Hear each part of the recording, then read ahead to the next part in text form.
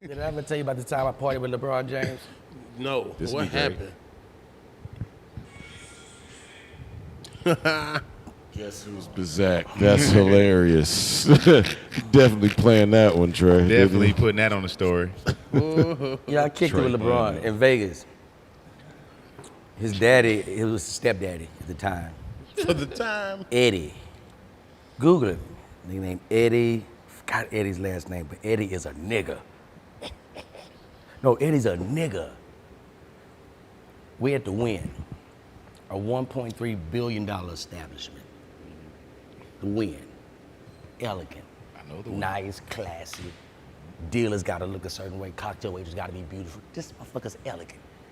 Eddie is in the wind at 3:30 in the morning acting a nigga. Acting a nigga. Just acting a nigga. Now I go in, cause I work the graveyard shift. You know what I mean? That's 4 a.m. to noon for me. So I like that action. I like that wild shit, but dealers come in, they tired, they don't wanna hear all that shit. I want it. Keep in mind, people just leaving the clubs. We have to win. This motherfucker popping. I hear, God damn, shit, can't win a motherfucking thing in here. We had to win. 1.3 billion, elegant, beautiful, that's weird. So I look behind me, because I'm at the table, I'm on a dead game. And Eddie's on the table behind me. And I turn, I'm like, who is this nigga? I'm like, ooh, I pray this nigga come to my table. Then he gonna eat all my 8 hours. Right. We gonna have a blast. Dealers don't like them loud players like that. I love them niggas. Give them here. He's still talking shit. God damn, slipped up one time. God damn, bitch, you a terrible dealer. Called him a bitch. Like the nice shit. They're like, hey, you gotta calm down. So you gotta calm down. What do you mean calm down? So he gets up. He said, you know what? He looks over at me and I turn. You know, a dealer gotta stay. You ain't supposed to turn behind you. Nigga, I turned behind him and made direct eye contact with Eddie. He said, oh shit, I'm coming to play with you. That's what the fuck I want. He get over here, and at this time I got a VIP company in Vegas. So I know all the working girls. I'm there. Anything that got something to do with partying, I got that. So I see a new girl, working girl, standing, you know, they kind of stand, they put themselves in a position to be chosen. They kind of just stand back there with a little bitty dress on. And she caught Eddie out. Eddie like, oh shit. I'm like, don't deal with that. Don't trip. I got you. He said, shit, I like you. He come up to the table, and he got about $500 in chips. He said, you got me? I said, yeah, I got you, don't trip. When I go on break, we'll talk.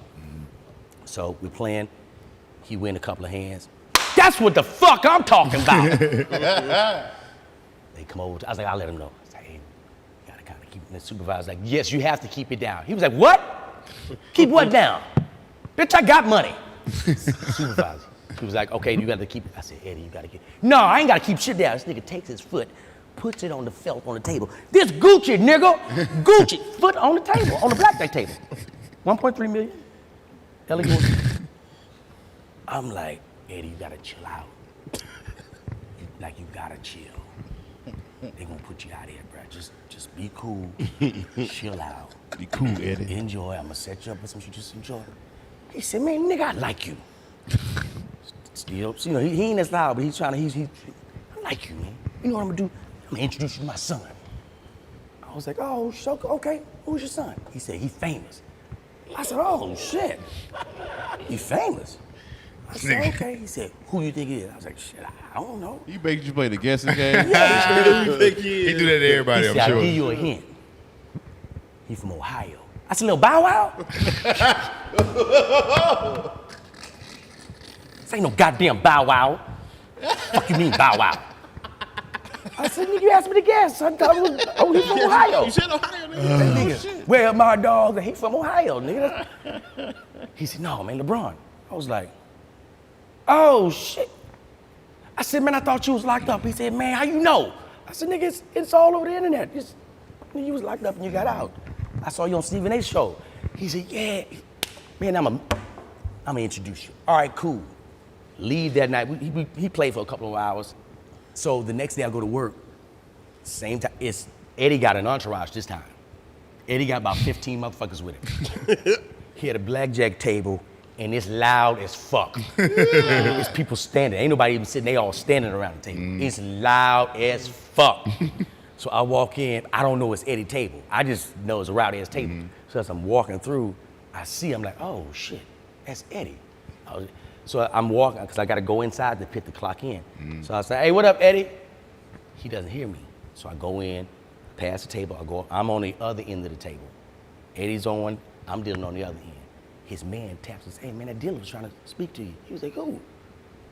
He looked, he makes eye contact with me. This nigga gets into the chair, stands up, says, oh! That's my nigga D. What up, my nigga? I'm like, this nigga is a nigga. Wow. Just came home from the jank. Cut to Rich he's not an agent. He's not a what was he? I don't think he was an agent at this time. I think he was maybe a manager. Right, Rich Paul. Right. So Rich sees me at the blackjack table and he just sees me. I'm talking shit. He's like, man, you funny. You should do comedy. I'm like, everybody say that. I don't know who he is. He don't know who I am. I never tell people I'm a comedian.